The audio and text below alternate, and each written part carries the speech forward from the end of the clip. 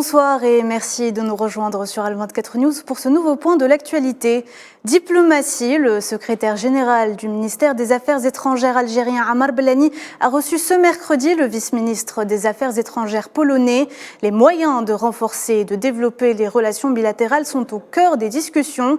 Paweł Jablonski a également mis la lumière sur le partage des mêmes valeurs et principes humains entre la Pologne et l'Algérie, principalement en ce qui concerne la question palestinienne et la question du Sahara occidental.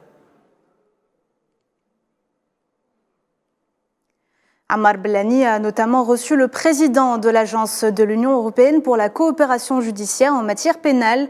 Le secrétaire général du ministère des Affaires étrangères algérien a affirmé la volonté politique des autorités algériennes pour une coopération judiciaire en matière pénale.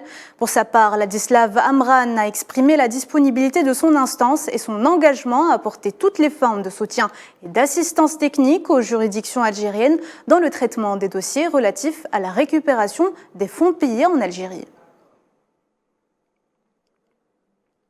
Diplomatie toujours, un groupe d'amitié parlementaire a été créé ce mercredi entre la Chambre basse du Parlement algérien et le Conseil fédéral de l'Assemblée russe. L'inauguration a été supervisée par le vice-président de l'Assemblée nationale algérienne, Abdelnasser Hamoud, en présence de l'ambassadeur de la Fédération de Russie en Algérie, Valerian Chouvaev.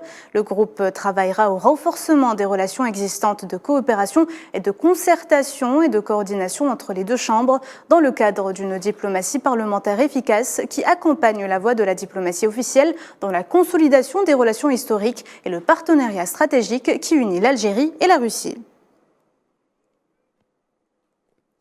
Énergie, la demande sur le gaz naturel augmentera de 36% à l'horizon 2050. C'est ce qu'a indiqué le secrétaire général du Forum des pays exportateurs de gaz, imputant cette hausse à la croissance démographique ainsi qu'à l'économie mondiale qui passera de 95 trilliards de dollars actuellement à plus de 200 trilliards de dollars d'ici 2050.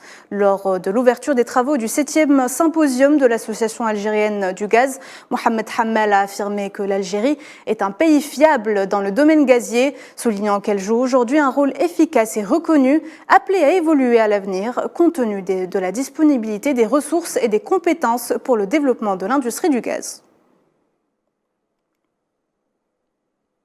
Et dans le dossier palestinien, le Parlement jordanien lance ce mercredi une campagne pour la Palestine afin de faire pression sur la communauté internationale pour la reconnaissance mondiale de l'État de Palestine en tant que membre à part entière des Nations Unies et soutenir les causes du peuple palestinien. Le président du Parlement jordanien, Ahmed El-Safadi, a également réitéré la ferme position de la Jordanie dans la défense des droits des Palestiniens. Les discussions sur le renouvellement de l'accord sur les exportations des céréales ukrainiennes via les ports de la mer Noire se poursuivent, cette fois-ci entre les Nations Unies et la Turquie.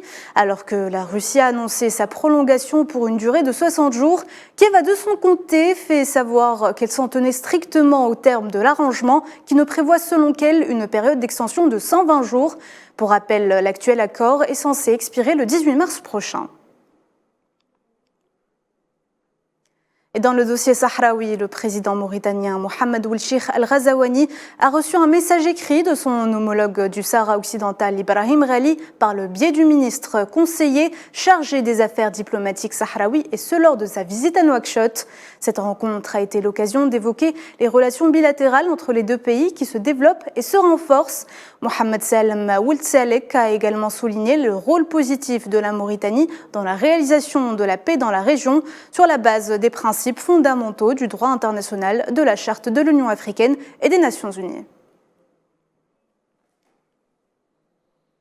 C'est la fin de ce flash. Merci de l'avoir suivi. On se retrouve à 19h pour le journal de la rédaction.